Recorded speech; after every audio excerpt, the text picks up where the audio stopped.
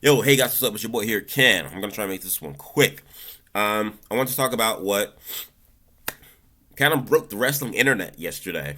AEW has signed Paul White, also known as, or formerly known as, The Big Show, to their roster.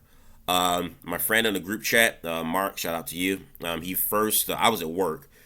He posted the announcement of Paul White, with the AEW banner in the background, has signed with All Elite.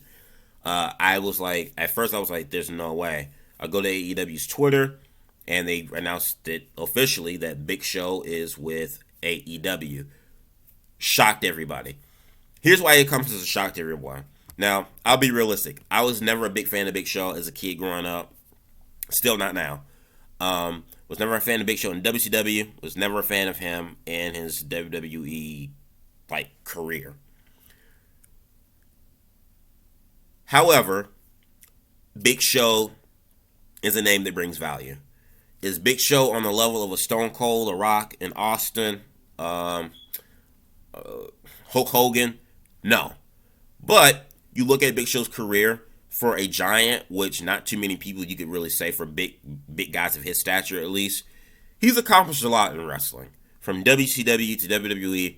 He's won a lot of main championship titles. He's been in main events, main storylines, angles, whatever.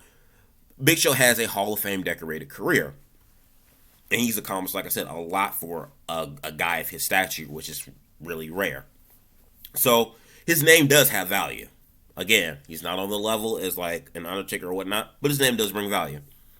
What shocked everyone about this is that not really the fact that Big Show is going to be like a needle mover for All Elite Wrestling, but the fact that for so many years, Big Show has, you watch every documentary, whether it's like a Monday Night War documentary, um, a documentary of Big Show himself, whatever the case may be, Big Show has always came across as a WWE loyalist.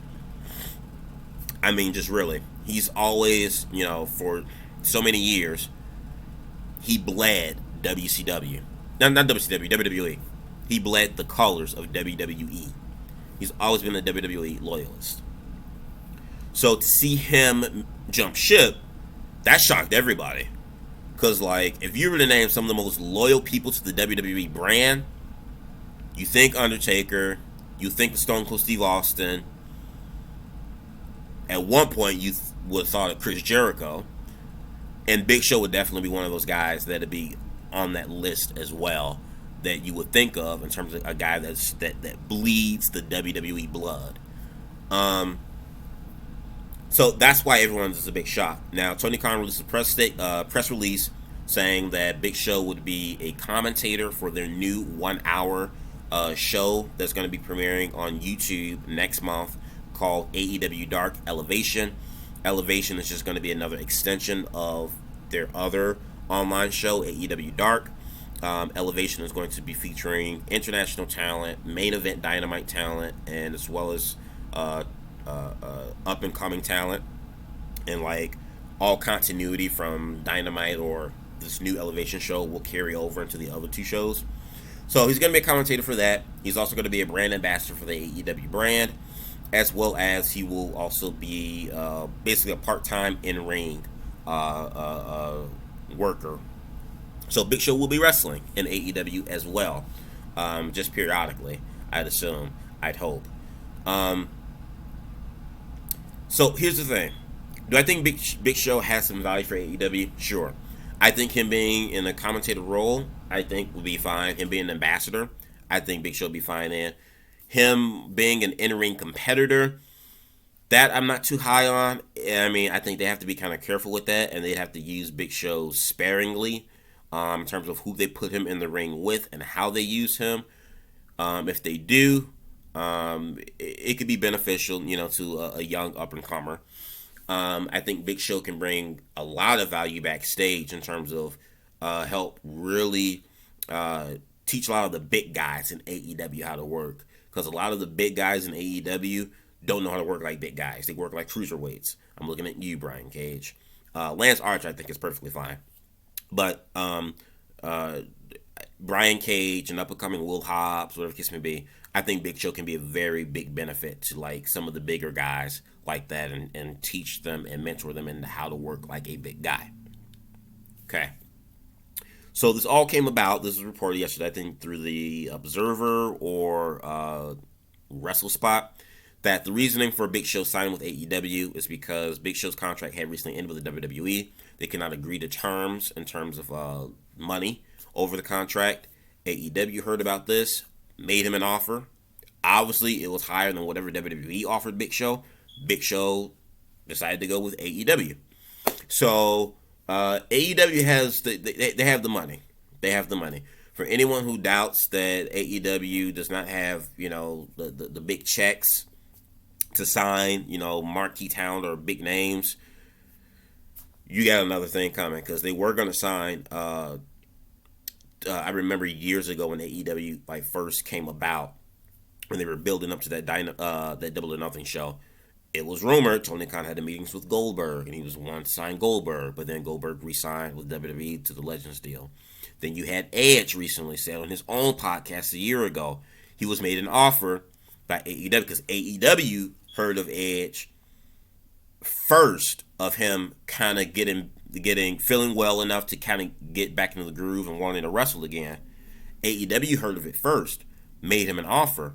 Edge took that offer, brought it to WWE and said, hey, look, this other company here, this is what they're offering me. What do you got? WWE gave Edge probably one of the best deals in WWE history, for the amount of money and dates that they are paying him to wrestle. So, the lucrative contract they offered Sting. Chris Jericho has said himself, for a 3-year deal, AEW has offered him more money than he has ever been offered before, including, his 15, 10-year, 20-plus year in WWE. So AEW has, they have the checks. They can write it. They have a big pocketbook, for sure, to sign these guys. So that's the only positive thing I can see for Big Show. Here's my personal concern with AEW signing Big Show. For as much as the value I see, or that I think that they could get out of him in those key roles that Tony Khan had released in the press release, I also have a concern with AEW going down the route of TNA, where they're signing a bunch of WWE guys. Now look, don't get me wrong, the guys that they have signed from WWE, again, they bring value. Arn Anderson, I think, brings value. Despite him being a mentor, whatever, a coach for Cody Rhodes, I believe he's also signed as a backstage agent. So Arn Anderson has he wears another cap in the company. So I think he adds value. Taz, you have Taz, who has this on-screen persona, leads Team Taz. He's also operates as a secondary commentator. Taz brings value. Jim Ross, I don't think he can get any better. He has a mind for the business. He's old school. Regardless of people thinking him maybe losing his touch on the booth, he's a guy I think, mentally he brings a lot of knowledge. So to me, he has value. Jake the Snake Roberts, being a mentor manager to Lance Archer, I think he brings value. That's something in art form and wrestling I think is kind of missed as managers. So I like AEW for kind of having that, kind of bringing that back. Sting, I think Sting brings value to AEW. Regardless of whether you think he should, wrestle or not, or if he can physically still do it. He looked great last night on Dynamite. One of my favorite highlights and segments of the show last night was him getting his revenge on Team Taz. He looked great. But still, Sting brings value to the company. Just off his his IP alone, the different merchandise and toys and shirts and video game that AEW are making, Sting can definitely bring value, just his name alone, to the company. So I see potential, with that. I think Sting was a good signing. Obviously, Jon Moxley, former main event guy in WWE, I think brings value to AEW. Jericho, obviously, brings value to AEW. He was I guess you could say, the lightning rod that they needed to kind of get everyone else to take AEW seriously, because he's a mainstay household name. I'm trying to think of some other guys. Miro, I think Miro signed like a 1-year deal. mid card successful guy, mediocre success, but I still think he can add some value to AEW. So they have Pac, I think, adds value to AEW. So they have some talent that I think brings some value to the company. However, they got to be really careful though of signing all these guys. Most importantly, so it's different if they signed like a Moxley, a Pac, or a Miro, because these guys are all still in their prime, so they can still wrestle for another 5, 6, 7, 8 years, and they're good, they're Gucci. But a lot of these veterans, the Big Shows, the Jerichos, the Stings, which the latter two I mentioned, I think they bring value to the company. They got to be careful with that because that's what TNA did, and you look at where TNA is now, 15 years later. Um, I just I think AEW really needs to be careful with that. They signed Big Show. I mean, whatever WWE offered for AEW to make an offer to Big Show and Big Show take that, they offered him more than what WWE did. So I just say to myself, you take a lucrative contract like that and money like that, I just feel like you can use that towards someone else. Take someone else on your roster and put them in that booth. Hire no, another wrestling announcer from somewhere or whatever, and put them in that booth. Probably going to be saving yourself like Jesus Christ, probably more than half the money whatever you're offering Big Show. Um, it just kind of gets to the point where you know I don't want to say like AEW is growing too fast, but it kind of seems like AEW is growing too fast, and it kind of looks like they're doing a lot and wanting to do a lot too much too soon. And they're not even 2 years old. They're only like a year and a half and some change maybe for Dynamite as a company. And I just think they kind of need to slow down just a little bit. Now I know it's been said that they're going to make a secondary wrestling show, which apparently that's something TNT wants. TNT had requested, or at least within their new 3-year deal, extension TV deal with TNT. TNT had requested a secondary show that would air on television. So that's an obligation that AEW has to fulfill.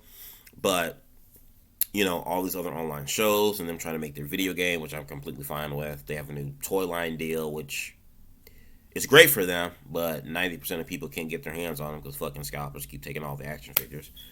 Anyway, it just really, it just seems like AEW is growing too fast, too soon. They're trying to do a whole lot too fast, too soon. But like I said, Big Show has a name value. You can definitely bring something to the brand, to the All Elite brand for sure. I just think AEW just kind of need to slow it down a little bit, because if next thing I hear is AEW signed Kurt Angle or Jesus Christ, I don't know, whomever else, I'm gonna just throw my hands up and be like, yo, what the fuck are you guys doing at that point? You guys let me know what you think about Big Show signing with AEW. Do you have some concerns like I do, at least for the foreseeable future, and kind of signing guys like this? Do you see any positives or negatives to having Big Show to AEW? I want to hear your thoughts in the box below. Do yourself a favor, hit that like button, leave a comment, and subscribe. Peace out.